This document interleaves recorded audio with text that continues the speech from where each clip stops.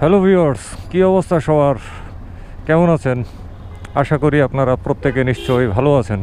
আমার ব্যবহৃত যে স্মার্টফোনটা Huawei P20 Pro, আমার অনেক শখের একটা ফোন এবং কি বলবো, এই ফোনটার প্রতি আমি এত সন্তুষ্ট। আজকে 3 বছরেরও মনে হয় কিছু বেশি হয়ে গেছে এই ফোনটা আমি চালাচ্ছি।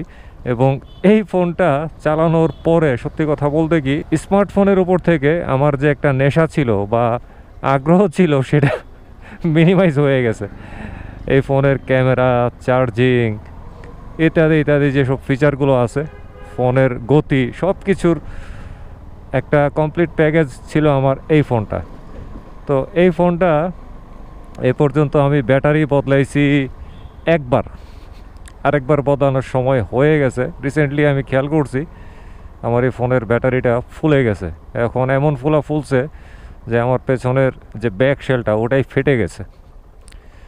তাছাড়া ইউএসবি চার্জিং যে পোর্টটা আমার, এটা হচ্ছে টাইপ সি। তো এটা চার্জিং কেবলটাও ঠিকভাবে কানেক্ট হয় না, লুজ হয় আর কি, অনেক কানেকশন পেতে অনেক সময় লাগে। এটাকে আজকে রিপেয়ার করতে যাব, অনেক কাজ। এর আগে তো আপনাদেরকে ফোনটা একটু দেখাইতে হবে। এখানে দাঁড়াইলাম আপাতত। এবারে আমার সেই আদরের ফোনটাকে বের করি। কোথায় রে? এই যে, হ্যাঁ, বের করে ফেলছি আমার আদরের ফোনটা। এটা হচ্ছে Huawei P20 Pro। এই হচ্ছে ফোনের ব্যাকশেলের অবস্থা। ইস, এই হচ্ছে আমার এটার ব্যাকশেলের অবস্থা, একদম ফেটে গেছে। ব্যাটারিটা কিন্তু ফুলে, মানে এমন ফুল ছিল। পরে কয়েকদিন আগে আমার এক ক্লোজ দোকান, পরে উনি এটা খুলে ব্যাটারিটা থেকে একটু হাওয়া বের করে দিয়েছিল। এভাবে চলছি 2-1 দিন। তো ভাবছিলাম যে আসলে আর দেরি করা ঠিক না, তাড়াতাড়ি ব্যাটারিটাকে পরিবর্তন করি। এখন তো আমার জরিমানাও বেড়ে গেছে, ব্যাকশেলটাও বদলাইতে হবে। আর ব্যাকশেলটা অবশ্য শুধুমাত্র যে ব্যাটারির কারণে এরকম হয়েছে বিষয়টা তা না, আগে থেকে একটু ফাটা ছিল। আর ব্যাটারির প্রেসারে এটার অবস্থা আরও খারাপ হয়ে গেছে। এই খুলে ফেলছি। এই হচ্ছে ফোনটার অবস্থা। এই যে ব্যাটারিটার মধ্যে এখন একটু ভাঁজ পড়ে গেছে। এটা হাওয়াটা ছেড়ে দেওয়ার পরে এই যে ছিদ্রটা, এখান থেকে হাওয়াটা ছাড়ছিল। যাক, ব্যাটারির চার্জিং এখন যে অবস্থায় আছে, বা চার্জিং যেরকম থাকে, একেবারে খারাপ না। তারপরও একটা ড্যামেজ ব্যাটারি এভাবে রাখাটা আমি কোনো যুক্তির মধ্যে দেখতেছি না। এটা রিস্কি, কোনো একটা অঘটন ঘটে যেতেও পারে। এই হচ্ছে আমার ফোনটার অবস্থা।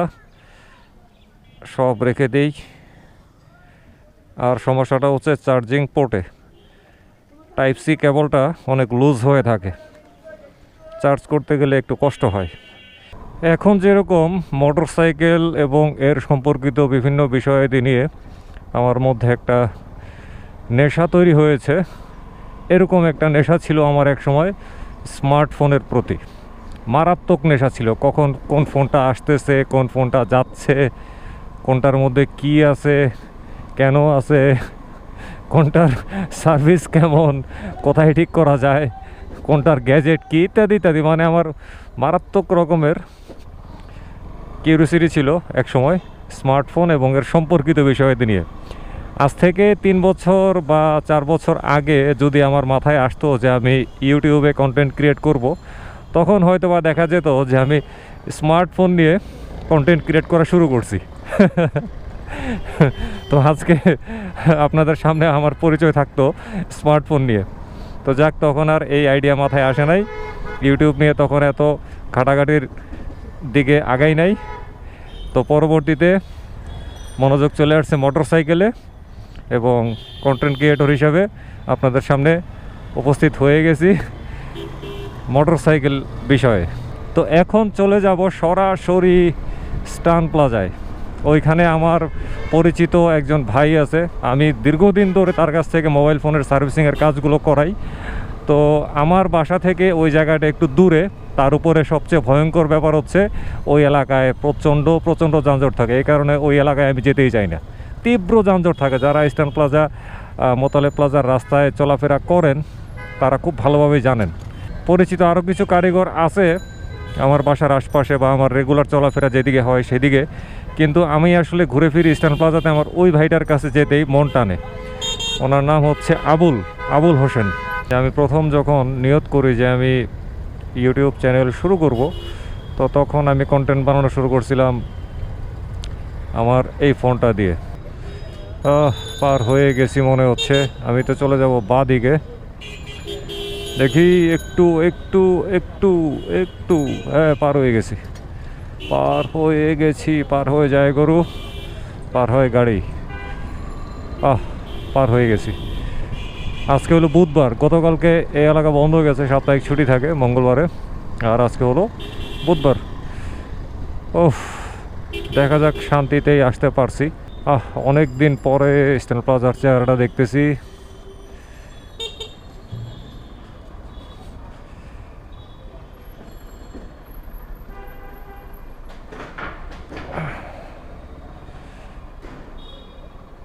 গাড়ি রেখে আসবো, বাইকটা পার্কিং করে তারপরে আসি। এই জায়গায় পার্কিং করি, এটাই একদম বেস্ট। না, এই জায়গায় না, ওই জায়গায় রেখে দিই। একদম যাওয়ার সময় সুন্দরভাবে টুকুস করে বের হয়ে যাওয়া যাবে। গার্ড টার্ড সবই আছে, বাট তারপর আমি তালা দিব, এটা আমার অভ্যাস। আরেকটা বিষয় কি, গার্ড আছে, গার্ডের কাজ গার্ডেরা করবে, আর আমার কাজ আমি করব। আমি তো তালা এইভাবে ঝুলিয়ে রাখার জন্য কিনি নাই, তালা কিনছি ব্যবহারের জন্য, সো ব্যবহার করতে হবে। অ্যালার্ম ব্লক সাইলেন্ট করে দিব,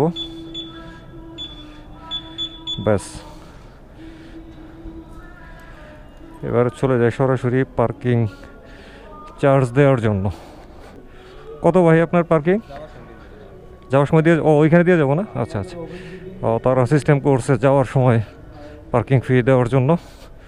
যাক, সমস্যা নেই, যেসব মার্কেটের পলিসি অনুযায়ী কাজ করতে হয়। বসুন্ধরা সিটিতেও কিন্তু একই অবস্থা।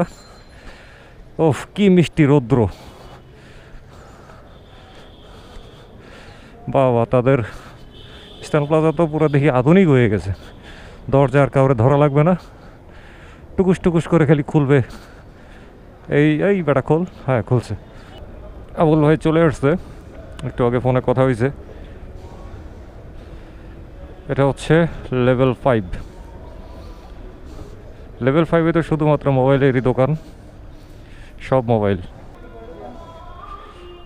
ওই তো ওনার দোকানটা হচ্ছে RK ইলেকট্রনিক্স।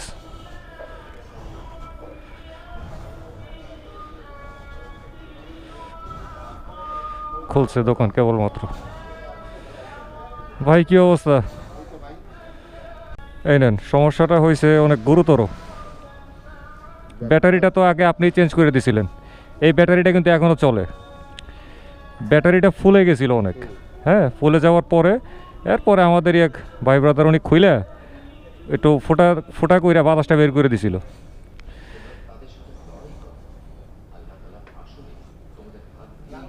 চার্জ কিন্তু এখনও যা থাকে আমি সন্তুষ্ট, হ্যাঁ, কিন্তু আমি রিস্কটা নিতে চাইতেছি না, যেহেতু ব্যাটারি বইলা কথা। ঠিক আছে, হ্যাঁ হ্যাঁ, এই জন্য আমি রিস্কটা নিতে চাইতেছি না। এই দেখেন, এই যে উনি হ্যাঁ একটু ফোটা করে বাতাসটা বের করে দিছিল আর কি। আচ্ছা, যাই হোক, তো এখন আজকে এটা করব। আর হচ্ছে এই যে টাইপ সি পোর্টটা, কেবলটা দিলে ভালোভাবে লাগে না, মানে চার্জের লাইনটা পাওয়াতে একটু কষ্ট হয়।